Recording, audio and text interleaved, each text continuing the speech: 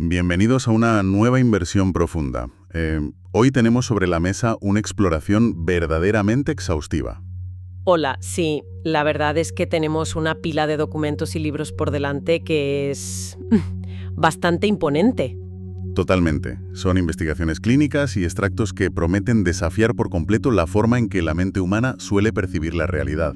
Y tanto. La misión que nos convoca hoy es desgranar un concepto que resulta transformador. Hablamos de la responsabilidad espiritual. Exacto. Y para lograrlo, nos vamos a sumergir de lleno en la colosal obra del Dr. David R. Hawkins. Para dar un poco de contexto general, porque, hablamos de un psiquiatra, un investigador pionero de la conciencia y místico. Bueno, es que Hawkins pasó décadas de su vida intentando cartografiar la experiencia humana. Y lo que resulta genuinamente revolucionario de toda esta documentación es que él descubrió que la consciencia no es un misterio inefable. Claro, no es algo místico e inalcanzable. Para nada. No es algo puramente poético. Sus investigaciones clínicas postulan que la consciencia es un inmenso campo de energía universal.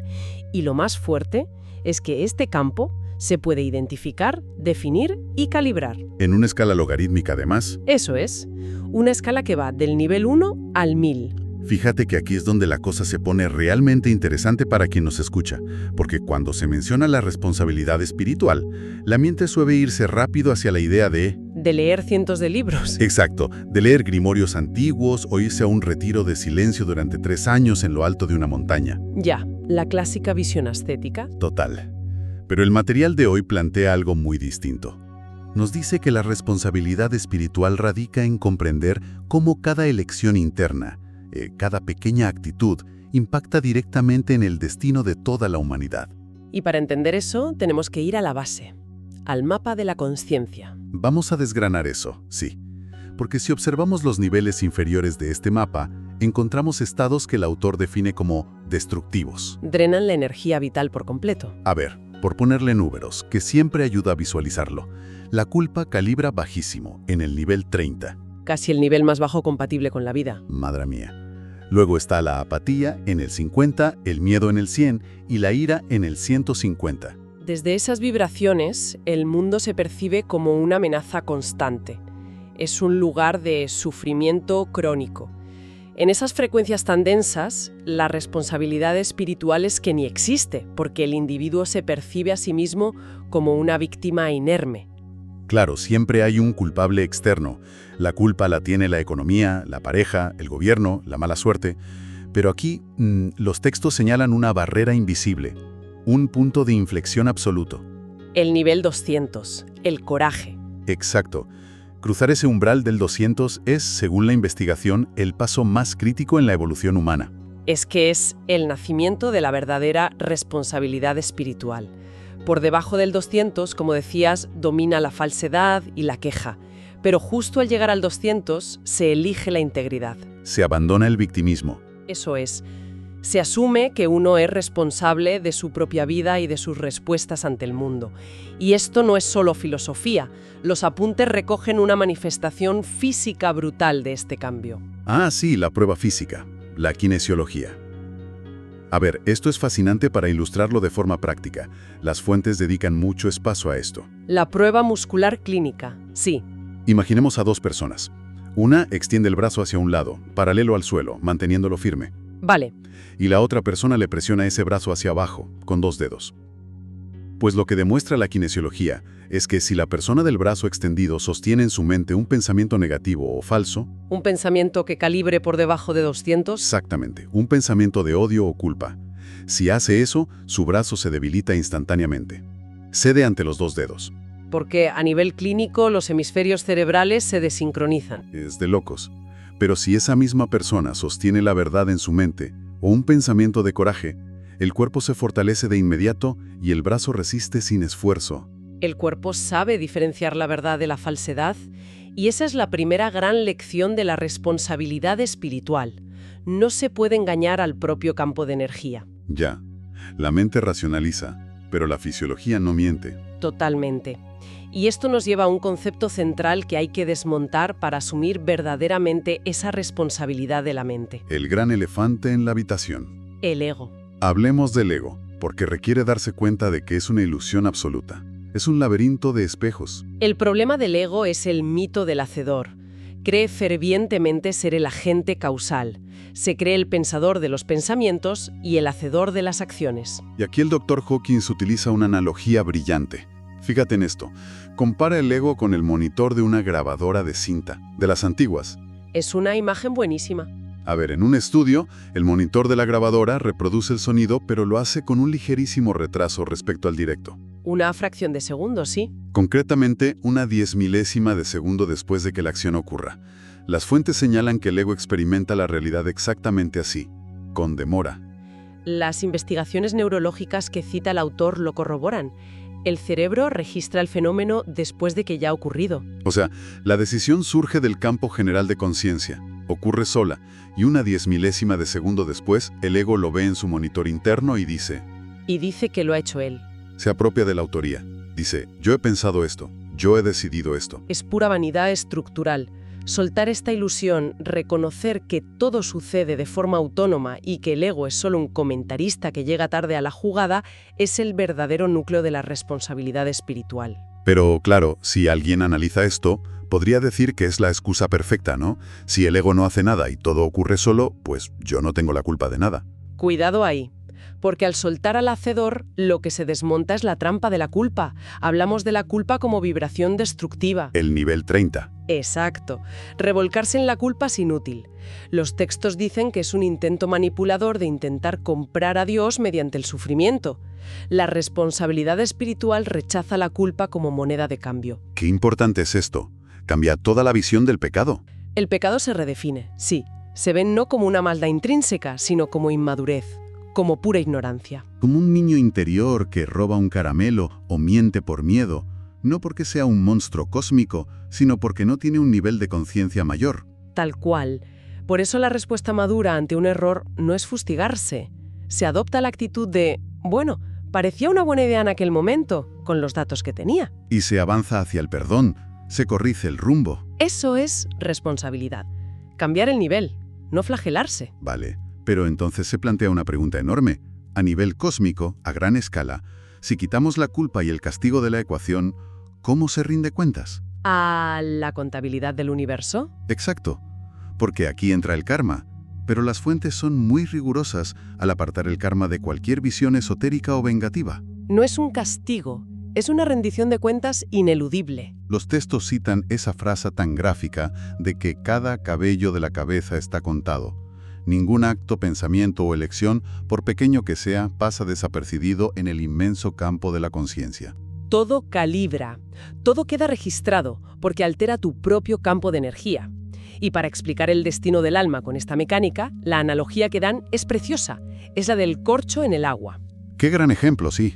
Cuando abandonamos el cuerpo físico, o incluso durante las vicisitudes de esta vida, no hay un juez externo con una balanza. Ni un tribunal supremo dictando sentencias. Nada de eso. El alma simplemente gravita hacia su nivel óptimo, igual que un corcho que sumerges en el mar. Lo sueltas y flota y se eleva exactamente hasta su nivel de flotabilidad. Ni un milímetro más, ni un milímetro menos. Depende solo de su densidad. O sea, el espíritu se eleva o se hunde puramente por las elecciones que ha ido haciendo con su libre albedrío. La justicia divina es automática. Uno acaba exactamente en la frecuencia que ha elegido albergar. Y para aterrizar toda esta teoría en el sufrimiento humano real, las fuentes detallan un caso clínico brutal. Nos traslada al mundo exterior frente al interior. El caso de la guerra de Vietnam. Ese mismo. A ver, cuenta la historia de una madre en Estados Unidos que recibe un telegrama del gobierno. Le notifican la muerte de su hijo en combate en Vietnam. Una tragedia absoluta. Y la reacción es clínica. Totalmente. La mujer cae en un estado de apatía profunda. Deja de hablar, deja de comer, se pasa los días meciéndose en una silla mirando por la ventana, está completamente vacía. Ha bajado al nivel 50, atrapada en la desesperanza de que hubo un terrible error informático. Las chapas de identificación se cruzaron y su hijo, en realidad, está vivo y a salvo. El mundo exterior cambia por completo de golpe. La familia corre eufórica a decirle, «¡Está vivo! Fue un error». ¿Y qué ocurre? Que ella sigue meciéndose en la silla, con la mirada vacía, exactamente igual de atrapada en la apatía catatónica. Es un caso demoledor, pero ilustra perfectamente la premisa de la responsabilidad espiritual, porque demuestra que cambiar las circunstancias externas no soluciona el malestar interno. Creemos que si cambia el mundo seremos felices. Siempre pensamos eso. Si consigo el trabajo, si mi pareja vuelve, seré feliz. Pero esta mujer demuestra que una vez el estado destructivo se ha apoderado de la mente, el evento externo ya no importa. La responsabilidad radica entonces en entregarse a la experiencia interna, en gestionar ese dolor desde dentro, en lugar de intentar manipular desesperadamente el mundo exterior. Exacto. El trabajo es siempre interior. Y esto nos lleva a mirar al mundo, a nivel global, a la influencia invisible de todo este proceso. Porque al revisar los datos poblacionales de las fuentes, hay una estadística que te deja helado. Aproximadamente el 78% de la población mundial calibra por debajo del nivel 200. Casi el 80%. Es una barbaridad. Viven dominados por la falsedad, la queja, el miedo, la ira. Solo con esa cifra se explica matemáticamente el sufrimiento crónico del mundo, las guerras, la polarización extrema. Claro, ves un telediario y de repente lo entiendes todo. Todo es fuerza bruta por debajo del 200. Podría parecer muy desesperanzador leer esto. Sí, uno se pregunta cómo no nos hemos extinguido ya. Pero aquí está el contrapeso del que habla Hawkins. Y es la clave de todo. Hay que recordar que la escala del 1 al 1000 es logarítmica. Es verdad. Aclaremos esto porque cambia las reglas del juego. No es aritmética. No va sumando 1 más 1. Un nivel de 300 no es 100 puntos más que el 200. Es 10 elevado a la potencia de 300. El poder crece de forma exponencial. Es inmenso. Inmenso. Esto significa que el poder de los niveles superiores es casi inabarcable frente a los inferiores. Las investigaciones concluyen que un solo pensamiento moroso o compasivo de alguien que trabaja en su nivel de conciencia, ¿Solo uno? sí, contrarresta y equilibra la negatividad de miles de personas que calibran por debajo de 200. Madre mía. O sea que la conclusión para el buscador espiritual es una liberación total. No hace falta salvar el mundo con grandes campañas. A eso iba. Las fuentes enfatizan que no es necesario implicarse en grandes cruzadas sociales o políticas, ni agitar banderas con ira, porque eso solo añade más fricción por debajo del 200. Se sirve a la humanidad de una forma totalmente silenciosa. Anónima, pero demostrable. Cambiamos el mundo no por lo que hacemos ahí fuera, intentando forzar a otros, sino por aquello en lo que nos convertimos. Elevando el propio nivel de consciencia, se lleva la flotabilidad de todo el océano humano. Es un servicio silencioso y poderosísimo. Vamos a ir recapitulando esta exploración tan intensa de hoy. El viaje conceptual es monumental. Desde luego. La responsabilidad espiritual no es un concepto pesado ni moralista. Es cruzar esa línea vital del nivel 200, dejar de culpar a la economía o al vecino de nuestros problemas. Comprender que el ego es ese monitor retrasado de una grabadora y soltar la culpa inútil. Sabiendo que elevar nuestra propia conciencia es el regalo más grande que le podemos hacer a la especie humana. ¿Con qué reflexión final te quedarías de toda esta obra? Me quedo con la simplicidad del camino, porque a veces lo complicamos mucho, pero no requiere erudición ni bibliotecas enteras en la cabeza. Exige una humildad radical. Soltar las resistencias. Sí, soltar las justificaciones lógicas y perdonar la falibilidad humana, empezando por la nuestra.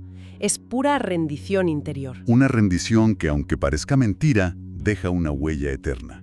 Para despedirnos, quiero dejar una última idea en el aire para quien nos escucha. Una perla escondida en los documentos. ¡Adelante! Al aplicar estas calibraciones clínicas a restos físicos, reliquias de seres iluminados del pasado... Sí, los restos óseos de Buda o de San Pedro. Exactamente. Depositados hace miles de años. Esos restos materiales, pura materia inerte teóricamente, todavía hoy calibran en los impresionantes niveles de los 900. Es un dato asombroso. La física material impregnada de pura conciencia. Totalmente. Y si la energía espiritual humana es capaz de dejar una huella tan radiante, permanente e indestructible en la materia a lo largo de los milenios, cabe preguntarse, de forma muy íntima, ¿qué clase de residuo invisible e imborrable están dejando en este mismo instante nuestras pequeñas decisiones diarias en el tejido de la realidad? Una gran pregunta para llevarse hoy. Ahí queda eso para que la mente humana lo explore. Muchísimas gracias por acompañarnos en este profundo análisis de hoy. Hasta la próxima inmersión.